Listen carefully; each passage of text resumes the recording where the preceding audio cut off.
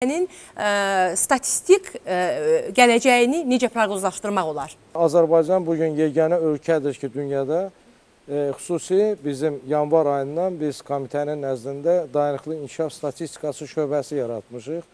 Və artıq bu şöbə ötən müddət ərzində bütün o bilirsiniz ki, bu dayanıqlı inkişaf məqsədlərinin yerinə yetirilməsi üçün müəyyən olmuş 169 hədəfə çatmaq üçün artıq 230 göstərici müəyyən olunubdur. Və bu göstəricilərdən Azərbaycanın rəsmi statistikasında nə qədəri mövcuddur, hansılar bugün biz statistik istehsal prosesində vardı, hansıları biz əlavə artıq bundan sonra bunlar barədə düşünməliyik. Bu da bu Əlaqələndərmə Şurasının əsas vasitələrdən biridir. Ona görə ki, bu hədəflər müəyyən olunandan sonra o hədəflərin ölçəlməsi meyarları müəyyən olunmalıdır və hədəfə doğru istiqamətdə hərəkətimizi qiymətləndirmək üçün mütləq statistik onun qiymətləndirilməsi həyata keçirilməlidir. Ona görə də biz bu Əlaqələndərmə Şurasının çərçivəsində məhz bütün dövlət orqanları aidiyyəti onların hədəflərlə bağlı görəcək işlərin ölçülməsinin təbiidir ki, burada Statistika Komitəsinin müəyyən etdiyi metodologiyalar əsasında bilirsiniz ki, bizim də metodologiyalar tam bugün Avropa və BMT-nin metodologiyalarına tam uyğundur. Və mən qeyd etməliyəm ki, bizim Azərbaycanın statistikasında bu hədəfləri o 230 göstəricidən 70-i artıq mövcuddur. Və BMT bunu qeyd elədi ki, bu bütün regionda ən qabaqcıl göstərici. Və Azərbaycan bir çox ölkələrdən bu sayədə qabaqdadır.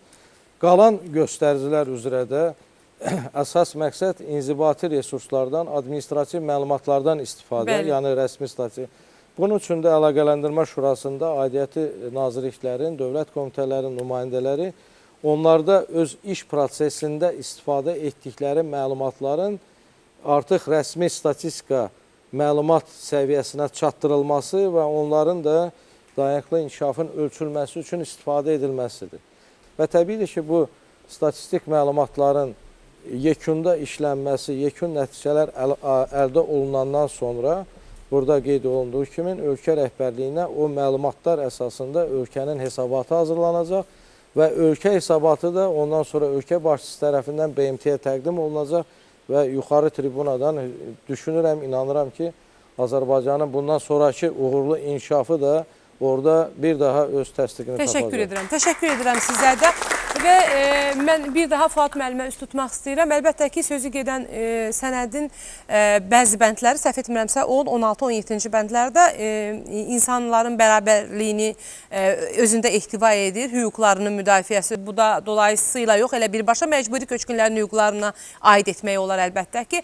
Əslində belə demək mümkündürmü ki, elə bu sənədə imza atan ölkələrin hamısı məcburi köçkünlərin hüquqlarının tam bərpa olunmasını dəstəkləyir. Bax, bu istiqamətdə bu sənəd məcburi köçkünlərin pozulmuş hüquqlarının bərpasında nə vəd edir? Hərçənd 17 dayanıqlı inkişaf məqsədlərinin, yəni heç biri bilavasitə qaçqınlarla və yaxud məcburi köçkünə və yaxud miqrantlara aid deyil, amma əlbəttə ki, bütün bu həm məqsədlərdə, həm hədəflərdə az təminatlı təbəqə kimi qaçqınları və məcburi köçkünlərin də insan hüquqları təsbit olunub. Amma bir şeyi vurğulamaq istəyərdim ki, əlbəttə ki, qaçqınların və məcburi köçkünlərin problemlərinin fundamental həlli yalnız və yalnız Ermənistan-Azərbaycan Dağlıq Qarabağ münaqişəsinin siyasi yolla həlli ilə bağlıdır və bu barədə də müxtəlif beynəlxalq təşkilatların nümayəndələri, eləcə də BMT-nin məcburi köçkünlər üzrə xüsusi elçisi də qeyd etmiş ki, yəni ki, məcburi köçkünlərin mənzil məişət şəraiti nə qədər dövlət tərəfindən yaxşılaşdırılsa da, yenə də onların fundamental, yəni öz doğma torpaqlarına qayıtmaq fundamental insan hüququ olaraq qalır və həmin haqq da, həmin hüquq da dayanıqlı inkişaf məqsədlərinin, yəni o gündəliyində öz əksini tapmışdır. Və mən çox hörmətli millət vəkillərə üst tutmaq istəyirəm hamısına. Əslində sözü gedən sənədin çox ciddi formada müzakirəsi gedir. Amma mən bir daha istədim millət vəkillərindən soruşmaq ki, sadə Azərbaycan vətəndaşı üçün bu sənədin əhəmiyyəti nədən ibarətdir? Belə deyək, daha sadə formada bizim tamaşaçılara bunu necə çatdıra bilərik biz? Buyurun Mələk xanım. Çox təşəkkür edirəm. Həqiqətən də bayaqdan onsuz da izahın hər bir cümləsi sadə vətəndaşın rifahına yönələn bir məqsədlərdir. Yoxsulluğun aradan götürülməsi, azaldılması məgər sadə insanlara yönələn məsələ deyilmi? Və yaxud da ki, işsizlik məsələsi, qaçqınların probleminin həll olması, bütün bu məsələlər, təhsil problemi, sağlamlıq məsələləri, bütün bu məsələlər hesab edirəm ki, sadə vətəndaşlara bilavasitə xidmət edən məsələlərdir. Buyurun Hikmət müəllim. Burada prioritet kimi önə sürülən məsələ, əlbəttə ki, bu qeyd olunduğu kimi həm savadsızlıqla bağlı məsələlərdir, eyni zamanda yoxsulluqla bağlı olan məsələlərdir. Nəticə etibarilə, bax, burada biz yenə gəlib çıxırıq bu inklüziv cəmiyyət modelinə. Dolayısıyla, hər bir cəmiyyətin mövcud olan maddi və mənəvi resurslarının cəmiyyəti təşkil edən hər bir fərd tərəfindən əlçatan olması məsələsidir. Bax, düşünürəm ki, bu nəticə etibarilə prioritet cəmiyyətin intellektual inkişafının əsaslarını yaradır. Yəni, hər bir fərd özünün inkişafı prosesində müəyyən keyfiyyətlər qazanacaqsa və bu nəticə etibarilə cəmiyyətin özündə bu özünə məxsus bir generatora çevriləcəksə, tutaq ki, ideya istehsalı, fikir istehsalı, tutaq ki, iqtisadi məsələlərlə bağlı nəyinsə istehsalı kimi bir demək, model olacaqsa, bu prioritet cəmiyyətin inkişafına gətirəcək. Əslində, tələb olunan məsələ də bundan ibarətdir. Və təbii ki, bu konsepsiyanın özəlliyi ondadır ki, 2030-cu ilə qədər, yəni növbəti 15 il ərzində biz ona nail olmaq istəyirik ki, bizim iqtisadiyyatımız daha da dayanıqlı olsun, biz daha da güclü olaq. Həm də bilirsiniz, Cənab Prezidentin çıxışlarının birində qeyd elədi ki, növbəti 10 il ərzində bizim hədəfimiz inkişaf etmiş dövlətlər sırasında olmaqdır. İnkişaf etmiş. Deməli, inkişaf etmiş dövlətlər sırasında olmaq elə belə olmur. Bu, eyni zamanda ekoloji sahədə bizim çox ciddi nailiyyətləri imza atmalıyıq növbəti 15 il ərzində.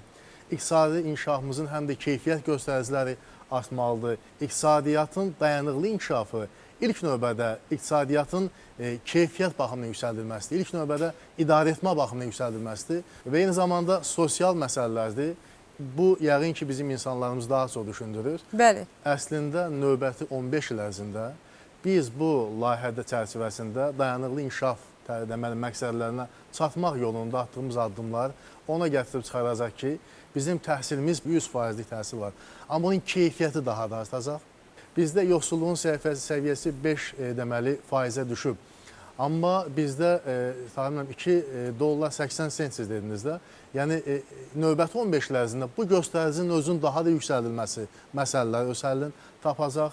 Eyni zamanda da, bəli, qaçqınlarla bağlı məsələlər ki, o istiqamətdə çox ciddi işlər atılıb, addımlar atılıb.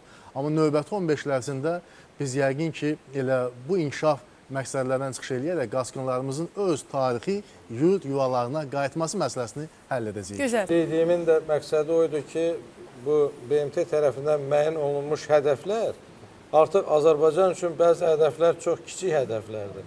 Azərbaycan daha iddialı, daha böyük hədəflərə doğru gedir və təbiidir ki, bu proses belə deyək, o məqsədlər qəbul olunsaydı da BMT tərəfindən qəbul olunmasaydı, Azərbaycan onsuz da o istiqamətində İnkişaf edirdi, gedirdi, siyasət həyata keçirdi. Buyurun.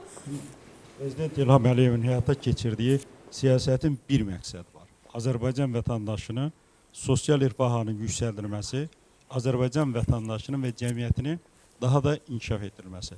Bu, yəni, ümumilikdə bütün fikirləri biz cəmləşdirsək, bu qənaətə gələrik ki, bu da Cənab Prezident İlham Əliyevin imzaladığı bu fərman Azərbaycan vətəndaşına xidmət edəcək, onun sosial rifah halının yaxşılaşdırılmasına, ölkənin iqtisadi tərəqqisinin yüksəldilməsinə yönəlmiş növbəti bir vasitədir. Bir məsələndə Mətanət xanım qeyd edin, bizim dövlət orqanları Cənab Prezidentə hesabat verəcək ildə bir dəfə, bizim də hökumət, dövlət olaraq BMT. Bu hesabatın içində burada elə məqamlar var ki, bizlik deyil. Məsəl üçün, Qarabağın tarixi torpaqlarımızın işğal altında olması və məcburi köçkünlərimizin hüquqlarının qorunması. Biz ona görə buradakı və orada o işğal altında olan torpaqlarımızın məcburi köçkün olan vətəndaşlarına və oradakı torpaqlarımıza əlimiz çatmır. Bunun hesabatını BMT-yə verəndə BMT nə deyəcək? Və bu tarixi ədalət ikili standartlar 92-ci ildə qəbul olunmuş 4 qətnamə və bunun indiyə qədər həyata keçirilməməsi. İndi əgər BMT bizim üzərimizdə bu öhdəliyi götürürsə, qoyursa və özünün qəbul etdiyi 4 qətnamə və tarixi ədalətsizlik bugün 100 illərlə olmayan məsələni öz üzərlərinə götürürsə, xristiyan məsəl digər dövlətlərdə yanaşırsa ki, bu soyqırım olub, saxta erməni soyqırımın. Bəyən bu BMT görmürmü ki, 92-ci ildə Azərbaycan xalqının başına Bəli, hansı bu bəlalar gəlir. məsələyə- İndi bizim üzərimizə öftəliyi qoya bilirlər. Bir gəncin fikrimizdir. Qara dərinli siqaretə görə Amerika polisi boğdu, öldürdü. Mən orada Avropa dövlətlərinin səfirinin də qarşısında deyir ki, bəyəm siz görmüsünüz ki, Azərbaycan cənab prezidentin rəhbərlik etdiyi və Ramil Usubovun da rəhbərlik etdiyi bir polis hansısa bir millazılığa kimsə boğdu. Təşəkkür edirəm. Təşəkkür edirəm. Təşəkkür edirəm. Məsələyə çox ciddi bir incə məqam var. Siyasi aspektdən yanaşma. Buyurun Hikmət Ona müəllim. görə də hər bir fürsətdə Azərbaycan Respublikasının prezidenti qeyd edir ki, biz yalnız özümüzə arxalanmalıyıq. Azərbaycan bəyan edib ki, dəfələrlə biz öz problemimizi özümüz həll edəcəyik. Ermənistan-Azərbaycan Qarabağ problemini də həll edəcəyik. Bax, Azərbaycanın inkişafı da bugün burada adı çəkilən çoxsaylı sərəncamlar da, fərmanlar da hamısı ona xidmət edir. Hansısa beynəlxalq təşkilatlarsa bugün əksər hallarda ayrı-ayrı hegemon mərkəzlərin struktur vahidi kimi çıxış edir. Biz onlara o qədər də inanmamalıyıq, o qədər də etibar etməməliyik və onlardan çox da şey ummamalıyıq. Öz gücümüzü arxalanmalıyıq. Buyurun. Əlavə edəm. Burada səsləndi. Birincisi, BMT heç bir dövlətin üzərinə hansısa bir vəzifə qoymayıbdır burada. Azərbaycan özü qoşulub, öz könüllü şəkildə bu hədəflərə və Azərbaycan da ona qoşulub, ona görə ki, Azərbaycan ümumiyyətlə bəşəri inkişafa bugün töhfə verən nadir ölkələrdən biridir. Yəni, bugün belə baxsaq bəşəriyyətə. Ona görə Azərbaycan burada bu prizmadan onsuz da bu hədəflərə doğru gedən ölkə kimi bu təşəbbüsə də qoşulub və bu təşəbbüsə. Amma o ki, gəldi sizin o dediyiniz məsələyə bizim cənab prezident hər dəfə cəsarətlə bütün ikili standartları istər BMT səviyyəsində, istər digər qurumda həmişə bunu vurğulayıb, həmişə də cəsarətlə öz prinsipal mövqeyini qoyubdur və Azərbaycanın bir müstəqil ölkə olaraq yalnız xalqın rifahı naminə dövlətin çalışdığını və heç bir qüvvənin təsirindən hər hansı bir güzəştə və hər hansı bir belə deyək, başqa bir qərara getməyən bir ölkə kimi artıq tanınır. Cənab Prezident, bəli, həm Hikmət, həm Tahir mənim o fikirlərin tam şərikəm ki, o məsələləri ən yüksək səviyyədə səsləndirib, amma təkcə səsləndirməyib. Eyni zamanda çıxış yolunu göstərib. Çıxış yolu nədir? Çox lakanik bir fikir söyləyib. Biz güclənməliyik, güclənməliyik və güclənməliyik. Budur çıxış yolu. Təşəkkür.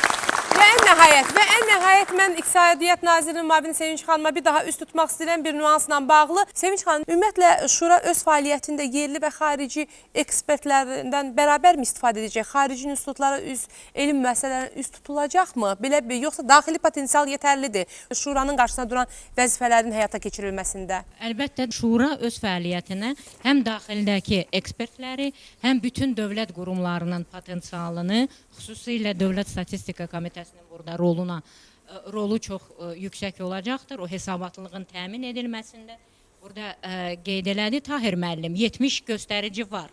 Amma 230-dan, yəni bunun çoxu hələ də bizdə mövcud deyil və bunların hamısının işlənilməsi və tətbiqi ilə əlaqədar əlbəttə ki, müvafiq ekspertlərə ehtiyac vardır və bu ekspertlər həm daxildən, həm xaricdən cəlb olunacaqlar. Təşəkkür edirəm, çox sağ olun. Bu qədər. Bizim proqramımıza ayrılan vaxt bitdi, amma mən fürsətdən istifadə edib Şuranın yaradılması və yaradılmasından sonra onun qarşısında duran vəzifələrlə bağlı bizi maraqlandıran suallara cavab vermək üçün üst tutduğumuz strukturlardan çox operativ reaksiya verən, bax, hazırda bizimlə bu studiyada bərabər olan strukturların nümayəndələrinə, Şuranın üzvlərinə çox təşəkkür edirik. Çox sağ olun ki, hörmətli millət vəkillərimiz, nazir müavinləri, media nümayəndəsi gəldiniz və dəyərli fikirlərinizi Azərbaycan xalqına buradan çatdırdınız. Təşəkkür edirik. Bu qədər. Azərbaycan dünyanın bir parçasıdır. Əlbəttə ki, dünyada baş verən hadisələrə, ümumiyyətlə prioritet məsələlərə ilk reaksiya verən, ilk mövqe sərgiləyən bir dövlət rolunda çıxış edir Azərbaycan.